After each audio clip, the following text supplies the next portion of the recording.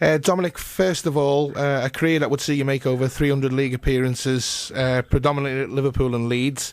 But it started back in 1990, I suppose, for you when you joined the then current champions Liverpool as a youth. That must have been pretty exciting. Yeah, it was absolutely fantastic. Obviously, the club had such a great history, and I was a supporter as a boy, and then to be sat in the dressing room opposite them, because we obviously get changed at Anfield. The first team squad were in the home team dressing room, and the reserves and the YTSs back then, the apprentices, were in the away team. So, we were in and out the dressing room doing jobs, and just to be around them kind of people, trying to pick up little things they're saying. And to be honest, usually we were getting slaughtered by them if you weren't doing your jobs properly and stuff. But it was still I just didn't care. It was like, Kenny, Ian Rush, Ronnie Whelan, Stevie Nick, all that kind of people, real heroes of mine. So it was fantastic just to be around it. 2 years as a youth, Dominic, a professional contract, and then at one of Europe's elite sides, and then of course came your full debut, and I suppose you'll probably remember that like it was yesterday. Yeah, obviously Main Road against Man City, and I think Rushy scored for us.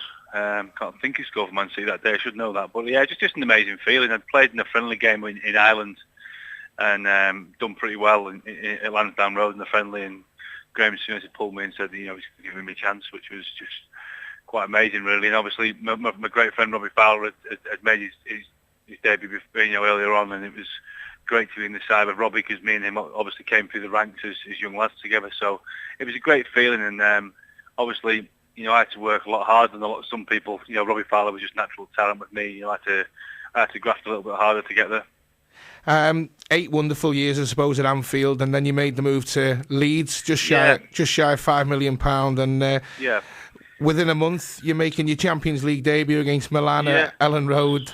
Bowyer scores the winner in the 90th minute. I suppose unbelievable to line up against players like Maldini, Albertini, Shevchenko. Yeah, I mean, it was an amazing night, that, and especially with my Italian connections with my dad's side of my family, for the debut to be against Milan at home. I'd not trained for 6 weeks leading up to the game, and David O'Leary pulled me in the office and said, "Listen, can you do a job for us tonight?" And I was like, "Yeah, of course I can." I just couldn't resist, and just an amazing night. I mean, just to set the record straight at the time, I didn't want to leave Liverpool. I was kind of told that I wasn't going to be in the plans, and I felt that at the time, the season before was when I played regular football, was my best season, and I was told to sign Ziga, and he was going to play, and I wasn't going to play, which I thought was unfair. I thought after being one of the better players in the season earlier, I deserved a crack at the whip sort of things, but they wasn't willing to really give me that, so I had to move, which was very disappointing for me. But obviously, to go on and play for Leeds, it's such a great club as well. Was fantastic too. Yeah, I was just looking over your stats of your starts. Then, I mean, as the years progressed at Anfield, it looked like you were getting more and more starts as the seasons went on. And I remember Didier Mann saying to me, he says, "Oh, don't leave. You'll do a better job than what Ziga's done." He said, "You've been one of our best players last year." And I said, "Didier," I said, that's why I'm leaving." I said, "Because I want to play regular football. I've just started getting it. I like it. I love working out hard all week to play in a game at the weekend. I don't want to go back to sitting on the bench." And Didier's like, "Well, fair enough. You make your own decisions." But for me personally, I think I would have done a better job than what he did for Liverpool. But that's football. You make your decisions, and sometimes you have to move on. And move on you did, and a great career you had at Leeds. And I suppose a highlight for yourself personally would be probably Wednesday the 8th of November in Milan, the San Siro, and you weren't blessed with goal scoring talent. No, that wasn't really. that wasn't your job, to be fair. No. But you managed to get the goal that secured Leeds a passage through to the second group stage, as it was then. And secondly, what was it like to be in that relatively young Leeds side going all the way to the semi-final of the Champions League? Yeah, I think we were like we're kind of a little bit like a Dortmund. Like this year, no one really expected them to do so well, and no one really knew a lot about us in Europe. So we kind of had a lot of players that people didn't know. I think we shocked a lot of teams with the players that we had and the way that the team ethic that we had within the team. We didn't fear against playing against anyone, and that was the one thing I loved about Leeds in them early days was, going into Europe, going to Old Trafford, even going to Anfield. We beat Liverpool at Anfield one day, and it could have been 3 or 4 really. It was a real tremendous performance, but I think the Champions League run was fantastic. Just obviously disappointed we couldn't take it past the semi-finals, but just to be involved playing in them stadiums, like you say, against the Maldinis and then people like that, and to swap shirts with people like Maldini. I got a Maldini shirt. Swap shirts with someone like that for me as one of your kind of heroes growing up. A fantastic player and someone that's a great role model. Was absolutely fantastic. And like you say, it's where I think all footballers want to play. In the Champions League, the Premiership's obviously great and stuff, but just to be involved in the Champions League nights is just amazing. Obviously, at Anfield, they've had some special nights over the last 10 years as well. Dominic, a lot of people would have wrote off David O'Leary as a failure, but he finished fifth in the league, semi-final of the Champions League with a team that I've mentioned that were relatively young. I mean, Bowyer, Ian Hart, Jonathan Woodgate, Kuehl, Robinson. Did you feel that was a little harsh at that time? Yes, I think it was. I mean, I thought David O'Leary was a very good manager. Everyone said he lost his dressing room. I think he did to a certain degree with some players. But I think every manager loses a dressing room to the players who aren't playing, who aren't in around the team and don't want to work hard to get in the team. I think your true pros at a football club, when they're not in the team, work hard. I think at Leeds there was a few too many who sort of turned against him because they weren't playing and didn't want to work hard in training to get back in the side. So for me personally, I liked him as a manager. I thought when he came out of the training field and coached us, he was brilliant. That for me was the one thing that he stopped doing when the team started doing well. He didn't do as much training with the boys individually, and I think that might have been his downfall in the end. That's just obviously my opinion on the situation, and I'm sure David, if you spoke to him, would maybe agree with that. You'd go on to finish 15th the season thereafter, and then, of course, came one of the biggest shocks in the top-flight football. Leeds were relegated.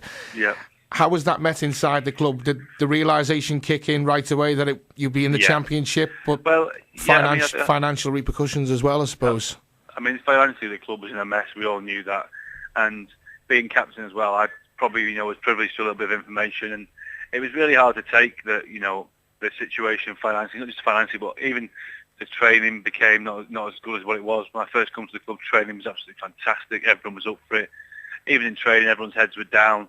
Then it comes to the weekend, there's a lot of games that, just passed us by and we should have done a lot better in. But it was, like you say, to get relegated with Leeds United was a tragedy. And, I tried to stay the following season to help them get back up, but for financial reasons I had to leave, unfortunately. And I even told them I'd take a wage cut to stay, but the decision was made that I had to leave. Away from domestic football, if you like, internationally, 6 caps for yourself for Scotland. Is that the ultimate goal in football, to play for your country? I mean, mine was very confusing because obviously I played for England as a boy growing up, but I never really got a chance with Scotland early on. Pulled out of so many squads with England injured, and then I pulled out probably about 20 squads with Scotland injured. But yeah, I think it's obviously a great ambition. I mean, when I played at Hampden and my mum and dad were in the crowd and I could see them when the national anthem was going off, it was a very proud moment. I'm disappointed I didn't play a lot more games for various reasons. Sometimes your club just put a little bit of pressure on you when you have got a slight knock and you have got a big game coming up to maybe not play, and I think it's a tough decision that for a player, but the managers do put pressure on you. If you've got a big game the following weekend and you've got 2 internationals, Saturday, Wednesday, and then you've got a game in the Premier League on the weekend, teams, managers are saying to you, you better come back fit, and stuff like that. But yeah, I mean, obviously a proud moment, but disappointed I didn't play more games. I moved to Blackburn before finishing off at Stoke City. Yep. After helping them gain promotion to the Premier League, but it's all back at Leeds for you now, I believe. Club legend in your own right, and also an ambassador for the club. So that must make you feel very proud, and rightly so. I mean, I've got a great relationship with the fans, and I've just started this new role, but I've never really been away from the club. I've been involved around the club for the last few years. I love working with the fans. I'm going to be doing some work in the community this year and doing some work on the website and still writing bits and bobs for local tabloids and doing radio work. But, I just love being involved around the football club, to be honest, and any kind of football. I've got my own soccer school as well going in Leeds at the moment. So it's good to just be involved in any kind of football. And like you say, Leeds is a big part of my life. And like you said, the fans to this day still regard me very high, which is a real privilege. They are a fantastic set of fans, I must say, and I'm very lucky to have played under probably 2 of the best fans in the country, which is obviously Liverpool and Leeds. I know it's easier said than done, but Leeds should be in the Premier League. I mean, they are a proper football club, if you know what I mean. Yeah. Brian McDermott's at the helm now. Are you confident Leeds can challenge next season in the Championship? I really hope so, because obviously now being involved with the club, more or less not full time, but a lot of days of the week I'll be working with the club. I'm really hoping that we can get back to where we belong, and if I can be any help in any way to do that, that'd be fantastic. I think McDermott was the right choice at the right time. Let's just hope. I think the team needs a few players in to strengthen the squad a little bit. They have got some good players. I don't think Neil Warnock brought the best out of a lot of them. But I think Brian will do that, and also with a few players in, I think we can have a real go next year. Dominic, thank you very much indeed for your time. My pleasure, mate. All the best. Cheers, mate. Cheers, mate. Thank you. Cheers.